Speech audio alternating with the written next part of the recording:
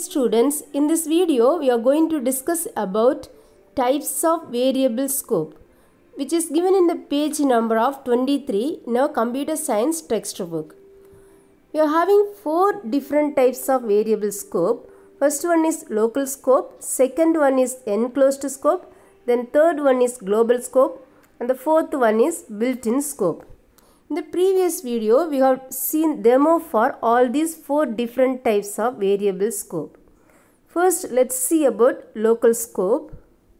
இப்போ local scopeனா ஒரு variable current functionல define பண்ணியிருந்தா அதான் local scopeனு சொல்லுவோம்.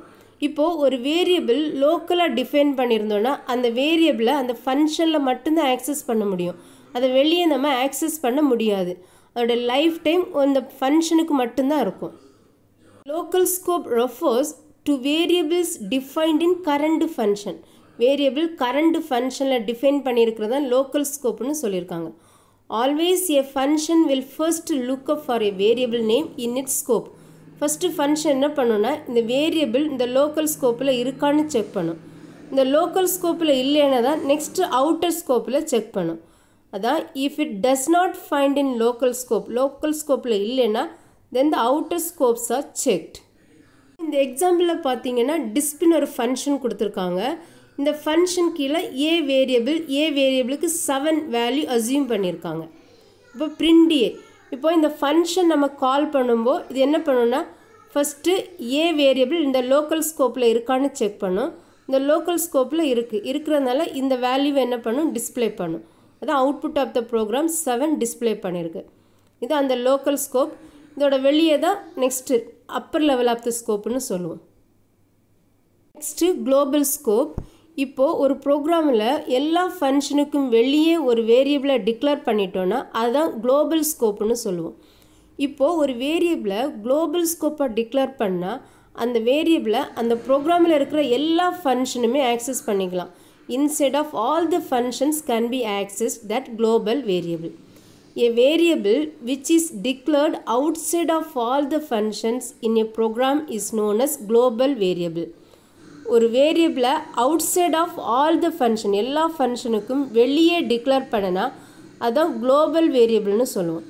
This means global variable can be accessed inside or outside of all the functions in a program. ஒரு ப்ரோக்ராமில் ஒரு ஃபங்க்ஷனோட உள்ளாடி இருந்து ஆக்சஸ் பண்ணலாம், ஃபங்க்ஷனுக்கு வெளியே இருந்து எங்கேருந்து வேணாலும் நம்ம ஆக்சஸ் பண்ணலாம். அதான் குளோபல் ஸ்கோப்புன்னு சொல்லுவோம். இப்போ இந்த எக்ஸாம்பிளில் பார்த்தீங்கன்னா ஃபஸ்ட்டு ஒரு வேரியபிள் குளோபல் வேரியபிளாக டிக்ளேர் பண்ணியிருக்கோம்.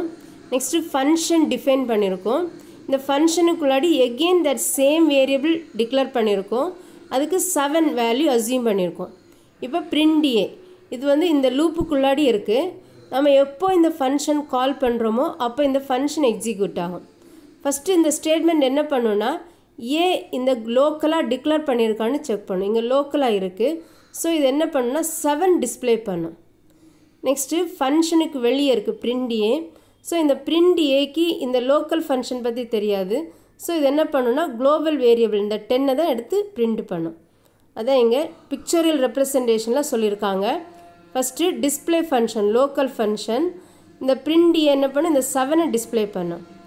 நெக்ஸ்ட்டு அவுட்டர் லூப்னா நெக்ஸ்ட்டு ஹையஸ்ட் லெவல். ஸோ அந்த ஃபங்க்ஷன் என்ன பண்ணும் செகண்டு அவுட்டர் லூப்பில் இருக்கிற அந்த குளோபல் வேரியபிளை டிஸ்பிளே பண்ணும். Next third one enclosed scope. இப்போது என்க்ளோஸ்டு ஸ்கோப்னா என்னன்னு பார்க்கலாம். All programming languages permit functions to be nested ஃபங்க்ஷனுக்கு எல்லா ப்ரோக்ராமிங் லாங்குவேஜுமே சப்போர்ட் பண்ணும். இப்போ நெஸ்டட்னா ஒரு ஃபங்க்ஷன் டெஃபினிஷனை அனதர் ஃபங்க்ஷன் டெஃபினிஷனில் கொடுக்குறதா நெஸ்டட் ஃபங்க்ஷன் சொல்லுவாங்க.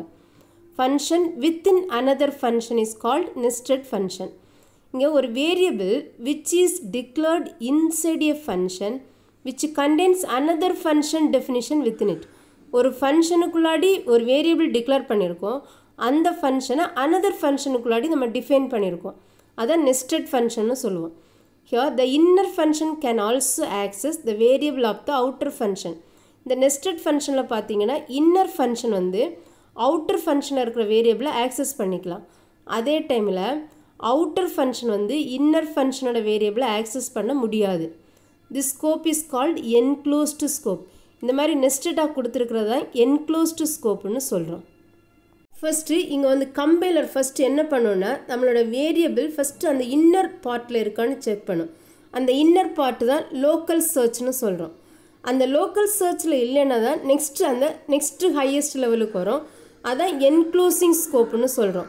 When a compiler or interpreter search for a variable in a program, it first search local. First localா search பண்ணும் and then search enclosing scope. அந்த லோக்கல் இன்னர் பார்ட்டில் இல்லைன்னா தான் நெக்ஸ்ட்டு அனதர் ஹையஸ்ட் லெவலில் வந்து அந்த என்க்ளோசிங் ஸ்கோப்பில் செக் பண்ணும். இங்கே என்க்ளோஸ்டு ஸ்கோப்புக்கு எக்ஸாம்பிள் கொடுத்துருக்காங்க. இங்கே ஒரு ஃபஸ்ட்டு டிஸ்பின்னு ஒரு ஃபங்க்ஷன் டிஃபைன் பண்ணியிருக்காங்க.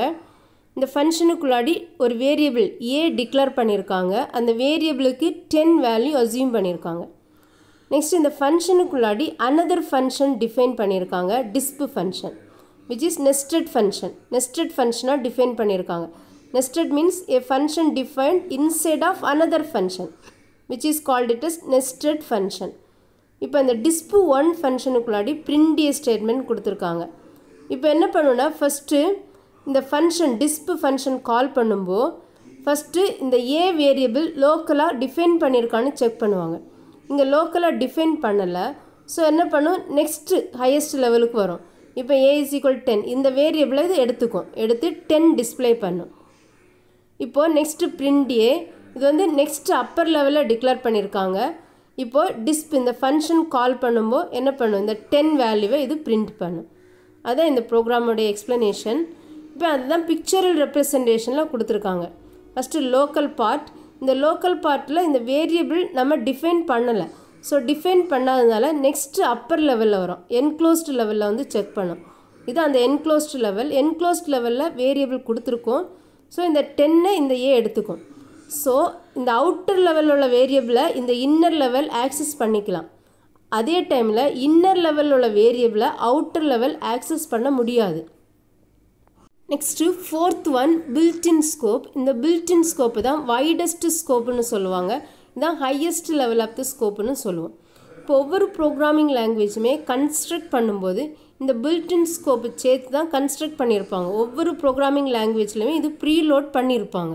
இப்போது நம்மளோட C++ ப்ரோக்ராமிங் பார்த்தீங்கனாலே நம்ம நிறைய இன்புட் ஃபங்க்ஷன் யூஸ் பண்ணுறோம், அவுட்புட் ஃபங்க்ஷன், மேத்தமெட்டிக்கல் ஃபங்க்ஷன் இதெல்லாம் யூஸ் பண்ணுறோம். இதெல்லாம் தான் இந்த லைப்ரரி ஃபங்க்ஷன் சொல்லுவாங்க. இதே மாதிரி நிறைய பேக்கேஜஸ் இருக்கும். இந்த லைப்ரரி ஃபங்க்ஷன்ஸ், இந்த பேக்கேஜஸை நம்ம ப்ரோக்ராமிங் தேவைக்கு ஏற்றபடி நம்ம என்ன பண்ணிக்கலாம், நம்ம ப்ரோக்ராமில் இம்போர்ட் பண்ணி நம்ம யூஸ் பண்ணிக்கலாம். இப்போது பில்டின்னாலே ஆல்ரெடி ரிசர்வ்டு, அது வந்து ஆல்ரெடி டிஃபைன் பண்ணி இருக்கிறது. இப்போ ப்ரோக்ராம் கன்ஸ்ட்ரக்ட் பண்ணும்போதே அதையும் சேர்த்து கன்ஸ்ட்ரக்ட் பண்ணியிருப்பாங்க. நம்ம தேவைக்கு ஏற்றபடி நம்ம இம்போர்ட் பண்ணி யூஸ் பண்ணிக்கலாம். they are loaded as soon as the library files are imported to our program. நம்ம ப்ரோக்ராமில் தேவைக்கு ஏற்றபடி இம்போர்ட் பண்ணி நம்ம யூஸ் பண்ணிக்கலாம். இப்போது இந்த எக்ஸாம்பிளில் பில்டின் ஸ்கோப் எதுவுமே டிஃபைன் பண்ணலை. ஸோ நான் இங்கே ஒரு சிம்பிள் எக்ஸாம்பிள் கொடுத்துருக்கேன். நான் இங்கே என்ன பண்ணியிருக்கேன்னா மேத்தமெட்டிக்கல் லைப்ரரி ஃபங்க்ஷன்லேருந்து பை காஸ் 2 இம்போர்ட் பண்ணி அதோட வேல்யூஸ் டிஸ்பிளே பண்ணி காமிக்க போகிறேன்.